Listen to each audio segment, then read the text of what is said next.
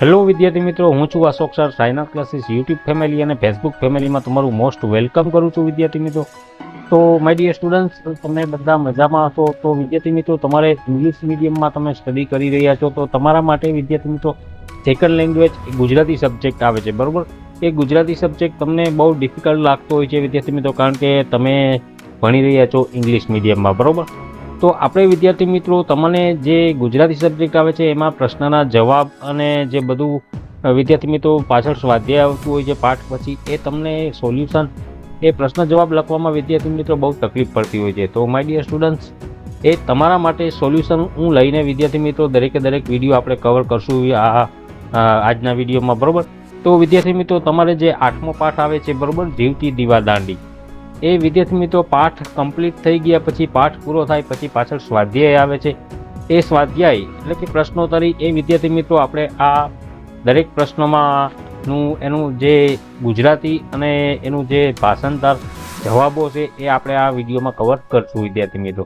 તો my dear students, આશા રાખું છું કે જો તમે વિદ્યાર્થી મિત્રો નવા જ હોય, પહેલી જ વખત વિડીયો ઉપર આવ્યા હોય, તો પ્લીઝ ચેનલને સબસ્ક્રાઈબ કરી લેજો. ફેસબુક ઉપર જોતા હોય તો પેજને ફોલો જરૂરથી કરી લેજો વિદ્યાર્થી મિત્રો. સાથે સાથે લાઈક શેર કરતા રહેજો. તો વિદ્યાર્થી મિત્રો, 8મો પાઠ જીવતી દીવાદાંડી, બરોબર. તો વિદ્યાર્થી મિત્રો, આ બધા પ્રશ્નો જો તમારે એકી સાથે આનું તમારે PDF ફાઇલ સોલ્યુશન રૂપે જોતી હોય તો વિદ્યાર્થી મિત્રો એ પણ તમને મળી જશે. નીચે એક નંબર સ્ક્રોલ થઈ રહ્યો છે, 9909460759. એ નંબર ઉપર વિદ્યાર્થી મિત્રો તમે જેવું જ 85 રૂપીસ 85 રૂપિયાનું પેમેન્ટ ઓનલાઈન કરશો એટલે તમે એ પેમેન્ટ સક્સેસફુલનો સ્ક્રીનશોટ તમે શેર કરશો એટલે અમારી ટીમ તમને તરત જ PDF ફાઇલ મોકલી આપશે.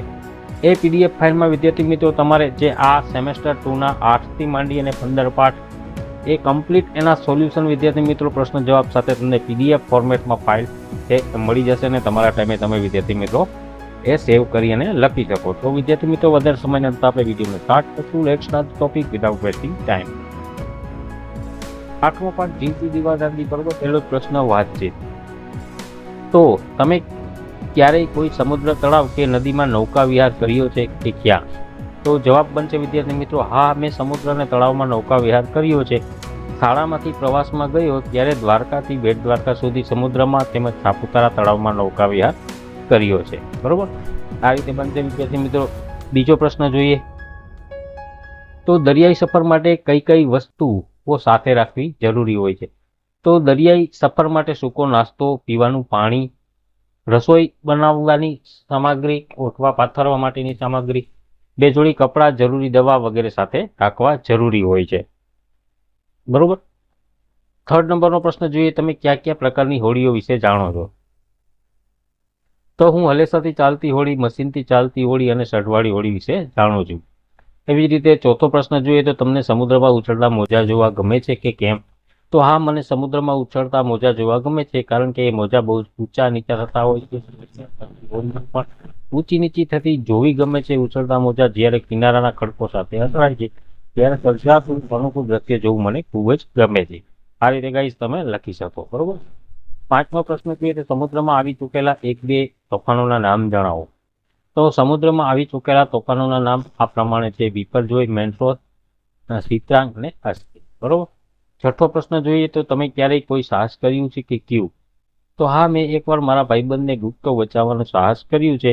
અમે બંને ભાઈબંધ એકવાર નદીમાં નાહવા ગયા હતા. ત્યાં અચાનક મારા ભાઈબંધનો પગ લપસી ગયો અને તે ઊંડા પાણીમાં જતો રહ્યો અને તરતા આવડતું હતું, તેથી મેં તરીને તેને પાણીમાંથી બહાર ખેંચી કાઢ્યો વિદ્યાર્થી, બરોબર. આ રીતે તમે લખી શકો. 7મો પ્રશ્ન જોઈએ તો તમને તરતા આવડે છે? તરવાના ફાયદા જણાવો. હા, મને તરતા આવડે છે. રોજ અથવા અવારનવાર તરવાથી શરીરને કસરત મળે જ છે, પરંતુ કોઈક વાર પાણીમાં ડૂબતા માણસને બચાવી શકાય છે. તો વળી કોઈની વસ્તુ પાણીમાં પડી ગઈ હોય તો તે પણ શરીરને શોધીને લાવી શકાય છે, બરોબર. આ રીતે ગઈ તમે લખી શકો. પ્રશ્ન બીજો જોઈએ તો નીચેના પ્રશ્નોના ઉત્તર લખો. પહેલો જ આઇડાલિયુસના સાહસ વિશે લખો, બરોબર. તો આઇડાલિયુસ માત્ર 16 વર્ષની ઉંમરે સમુદ્રમાં નૌકા વિહાર કરતા 4 કિશોરોને બચાવ્યા હતા. વળી 27 વર્ષની ઉંમર એટલે 27 વર્ષની ઉંમર 27 યર્સ, બરોબર. ઉંમરે અડધી રાત્રે સમુદ્રમાં ફસાયેલા 2 નવયુવાન સૈનિકોને જીવના જોખમે બચાવ્યા હતા. તો આગળ જોઈએ વિદ્યાર્થી મિત્રો, બીજા નંબરનો પ્રશ્ન આપણે શું કહે છે? તો આઇડા તરતા ક્યારે અને કેવી રીતે શીખી હશે? તો કે આયડાના પિતા કપ્તાન એ દીવાદાંડીના રક્ષક હતા. તેનો કિનારો આજુબાજુના સમુદ્ર સાથે જ પડેલો હતો. આમ તે પોતાના સાહસિક સ્વભાવ અને હિંમતના કારણે નાનપણથી જાતે તરતા શીખી હશે અને તેના કુશળતા પ્રાપ્ત કરી હશે. બરોબર, તો એ રીતે ગાઈસ પ્રશ્નનો જવાબ બનશે.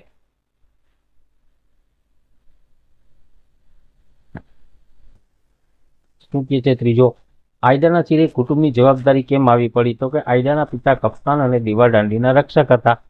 તેમના પગારથી તેમનું ઘર ચાલતું હતું. લાઇમ રોક પર આવ્યાના થોડા સમય બાદ તેના પિતા વાની બીમારીને કારણે અપંગ બની ગયા હતા. તેથી આયડાના મા, ભાઈઓ અને બહેનો સાથેના કુટુંબની જવાબદારી તેના માથે આવી ગઈ હતી, ચીરે ચડી પડી. બરોબર, તો તેને લીધે આ બધી જવાબદારીઓ વધી ગઈ હતી.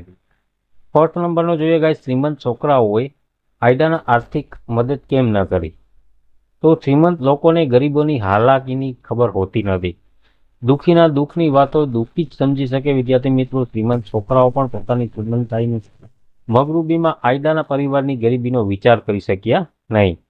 તેઓ ધારત તો આયડાને મદદ કરી શકે, પણ તેઓને એવો વિચાર સુદ્ધા ન આવ્યો અને આયડાને તેમને આર્થિક મદદ ન કરી. બરોબર, રૂપિયાવાળા વિદ્યાર્થી મિત્રો હોય, પૈસાદાર રીચમેન એના છોકરા હોય છે, તે હંમેશા ચાંદીની ચમચીમાંથી પાણી પીને મોટા થયા હોય છે. વિદ્યાર્થી મિત્રો સોનાની થાળીમાં જમેલા હોય છે. તો એને ગાઈઝ વિદ્યાર્થી મિત્રો ગરીબી શું છે એ એના આઈડિયા ન હોય છે, એનો ખ્યાલ ન હોય છે, એટલે એને ગરીબ છોકરાઓની મદદ કરવામાં પણ આવું વિચારી ન શકે. 5મો નંબરનો વિદ્યાર્થી મિત્રો પ્રશ્ન જોઈએ, તો કઈ ઘટના બાદ લોકોને સૌપ્રથમ આયડાની બહાદુરીની ખબર પડી? બરોબર, તો અંધારી રાતે ખાડી પાસેના ફોર્ટ એડમ તરફ જઈ રહેલા 2 સૈનિકોની હોડી સમુદ્રમાં આવેલા તોફાનના કારણે ઊંધી વળી ગઈ.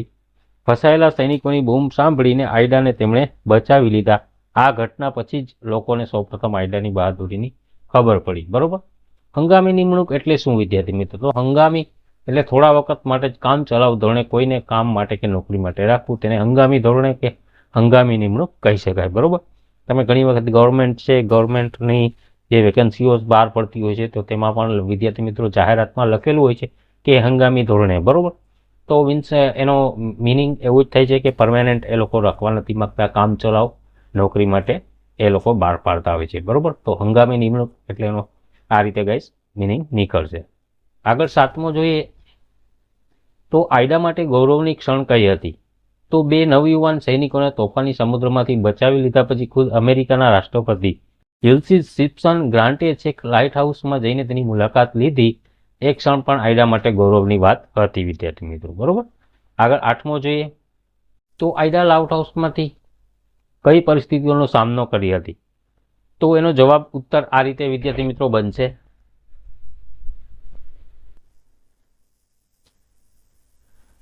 ક્યારેક સમુદ્રના મોજાની ઝાપટો આયડાના ઘરની બારીઓ સુધી એવી રીતે અથડાતી કે બહાર કશું દેખાતું નહીં. આયડાનો પરિવાર ભૂખ્યો હોવા છતાં ભોજન પહોંચાડનારી નૌકા ઉછળતા મોજાને કારણે તેમના ભોજન પહોંચાડી શકતી નહીં. આયડા લાઇટ હાઉસમાં આવી મુશ્કેલ પરિસ્થિતિનો સામનો કરતી હતી. બરોબર, તેથી મિત્રો 9મો પ્રશ્ન શું કહે છે? હાલમાં આપણા દેશમાં જુદા જુદા કાર્યક્ષેત્રોમાં કામ કરી રહેલ મહિલાઓના નામ યાદી જણાવો. મહિલાઓના નામ. બરોબર, તો ઉત્તર સાધ્વી ઋતુંબરા. બરોબર, તો સાધ્વી ઋતુંબરા શું છે? અનાથ બાળકોને દત્તક લઈ તેમનું સમાજમાં વ્યવસ્થાપન તેમજ ગૌ સેવાની પ્રવૃત્તિઓ કરે છે. બીજી તો કે પ્રતિભા પાટીલ રાષ્ટ્રપતિ તરીકેની ઉમદી સેવા આપે છે. આનંદીબેન પટેલ તો અમદાવાદની મોહિનીબા કન્યા વિદ્યાલયના આચાર્ય, રાષ્ટ્રપતિ દ્વારા સન્માનિત ગુજરાતના પ્રથમ મહિલા મુખ્યમંત્રી, રાજ્યપાલ તરીકેની ઉમદા સેવા. સરિકા ગાયકવાડ તો રિલે દોડમાં ઓલિમ્પિક સ્પર્ધામાં ગોલ્ડ મેડલ વિજેતા. મેરીકોમ કુસ્તીમાં ઓલિમ્પિક સ્પર્ધામાં ગોલ્ડ મેડલ વિજેતા. બરોબર, 3rd નંબરનું જોઈએ, તો તમને ગમતું એક રેપર ચિપકા આવી, તેના પરથી પ્રશ્નોની રચના કરો, ઉત્તર લખવાના છે વિદ્યાર્થી મિત્રો. તો અહીંયા હોલસેલ પેકેજ આપણે અહીંયા જોઈએ છે, સોફ્ટ બાઉન્ડ લોંગ બુક. બરોબર, soft bound A4 size 21 centimetre by 29.7 centimetre single line. અહીંયા લખેલું છે યુવા. બરોબર, શું છે? પેજ 172 172 પર piece including index and printed information. તો અહીંયા MFD મીન્સ મેન્યુફેક્ચર ડેટ લખેલી છે વિદ્યાર્થી મિત્રો, તમે જોઈ શકો છો.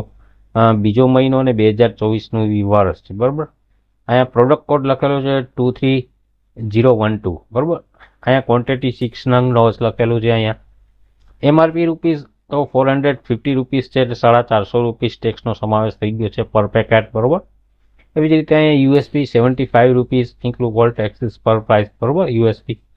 તો એવી જ રીતે ગાઈઝ અહીં લખેલું છે બધું quality product by Navneet education limited, બરોબર. અહીંયાની રજિસ્ટર્ડ ઓફિસ ક્યાં આવેલી છે, આખું એડ્રેસ લખેલું છે, એનો બારકોડ છે, બરોબર. તો વિદ્યાર્થી મિત્રો આના ઉપરથી પ્રશ્નોના જવાબ આપણે જોઈએ તમે કઈ રીતે લખશો. તો આ શાનું રેપર છે, તો કે આ A4 સાઇઝની સિંગલ લાઇનની લોકબુકનું રેપર છે. એક પેકિંગમાં કેટલી લોકબુક પેક કરેલી છે, તો આ પેકિંગમાં 6 નંગ લોકબુક પેક કરેલી છે. આવી રીતે આપણે વિદ્યાર્થી મિત્રો કહી શકીએ. આગળ જોઈએ, આખા પેકિંગની MRP કેટલા રૂપિયા છે, તો 450 રૂપિયા છે, બરોબર. એક લોકબુકની કિંમત કેટલા રૂપિયા છે, તો 75 રૂપિયા. લોકબુકમાં કેટલા પેજ છે, તો 172 પેજ છે, બરોબર. શું છે ચોથો પ્રશ્ન, રેખાંકિત સંયુક્તાક્ષર જેવા ઉદાહરણ મુજબના વધુ શબ્દ લખો. તો સમુદ્ર, તો એમાં દરિદ્ર, દ્રવ્ય, ક્ષુદ્ર કે દ્રાક્ષ, બરોબર. એવી જ રીતે અહીંયા બીજો, ત્રીજો, ચોથો લાઇનસર 10-10 છે, બરોબર. તમે લખી શકો વિડીયો પોઝ કરીને વિદ્યાર્થી મિત્રો.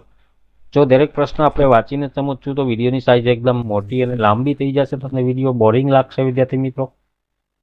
તો તમે વિડીયો પોઝ કરીને વિદ્યાર્થી મિત્રો લખી લેજો, જરૂર પડે ત્યાં હું સમજાવતો પણ રહીશ. પાંચમો પ્રશ્ન, રેખાંકિત શબ્દની જગ્યાએ કૌંસમાં આપેલા શબ્દ મૂકી વાક્યમાં જરૂરી પરિવર્તન કરી વાક્ય લખવાના છે. તો ધસમસતા સમુદ્રના મોજા ન્યૂપોર્ટ બંદરના કિનારા સાથે અથડાતા હતા. તો મોજા છે ને મોજું કરવાનું છે વિદ્યાર્થી મિત્રો, ધસમસતું સમુદ્રનું મોજું, બરોબર. તો અહીંયા થોડોક સામાન્ય ફેરફાર કરવું પડશે આપણે. અહીંયા બહુવચનમાં મોજા છે, તો વિદ્યાર્થી મિત્રો અહીંયા આપણે એના જે કોઈ પણ ઓબ્જેક્ટ સબ્જેક્ટને લાગુ પડતા હોય તે પણ આપણે વિદ્યાર્થી મિત્રો બહુવચનમાં કરવું પડતું હોય છે. તો અહીંયા મોજાનું મોજું કરી નાખ્યું આપણે સિંગ્યુલર, તો અહીં પણ વિદ્યાર્થી મિત્રો ધસમસતાની જગ્યાએ ધસમસતું સમુદ્રનું મોજું, બરોબર. એવી રીતે આપણે થોડોક ફેરફાર કરવો પડશે. ન્યૂપોર્ટ બંદરના કિનારા સાથે અથડાતું હતું, અથડાતાની જગ્યાએ, બરોબર ને હતાની જગ્યાએ હતું. આ રીતે ગાઈઝ આપણે ચેન્જીસ કરશું. આગળ જોઈએ તો કિશોરો તો બચાવો બચાવો બૂમો પાડવા લાગ્યો, બરોબર. તો અહીંયા આવશે કિશોર તો બચાવો બચાવો બૂમો પાડવા લાગ્યો. આવી જ રીતે વિદ્યાર્થી મિત્રો તમે જોઈ શકો છો અહીંયા થર્ડ નંબર, હું ભૂખી હોવા છતાં મને ભોજન પહોંચાડતી નૌકા મારા સુધી પહોંચી શકતી ન હતી. તો એવી રીતે તમે વિદ્યાર્થી મિત્રો જોઈ શકો છો અહીંયા એક હાથીની સૈનિક લાકડાના પાટિયાના સહારે તરતો હતો. કૌંસમાં આપેલા શબ્દોનો ઉપયોગ કરી ખાલી જગ્યા પૂરવાની છે.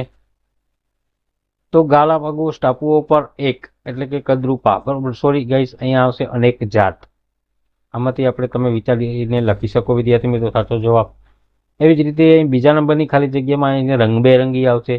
માછલીઓ અને જાત જાતના પક્ષીઓ મળી આવે છે. ડાર્વિનને દરિયાના ચળકતા કાળા રંગના ઇનુગનાસ પ્રાણીને પૃથ્વી પરનું, બરોબર, કદરૂપામાં. પછી છઠ્ઠી ખાલી જગ્યામાં કદરૂપું પ્રાણી કહ્યું છે, બરોબર.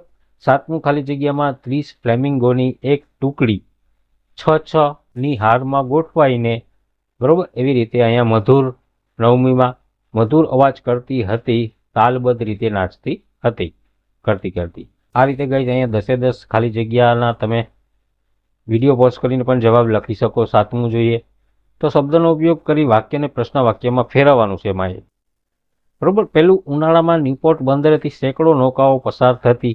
તો ક્યારે, તો પ્રશ્ન વાક્ય આવી રીતે બનશે, ન્યૂપોર્ટ બંદરેથી સેંકડો નૌકાઓ ક્યારે પસાર થતી હતી, બરોબર. તો વિદ્યાર્થી મિત્રો એવી જ રીતે અહીંયા બીજો અને ત્રીજો, ચોથો પ્રશ્ન અહીંયા તમે જોઈ શકો છો ગાઈસ. નીચે આપેલો ફકરો વાંચો અને કૌંસમાં આપેલા શબ્દો દ્વારા ખાલી જગ્યા પૂરો.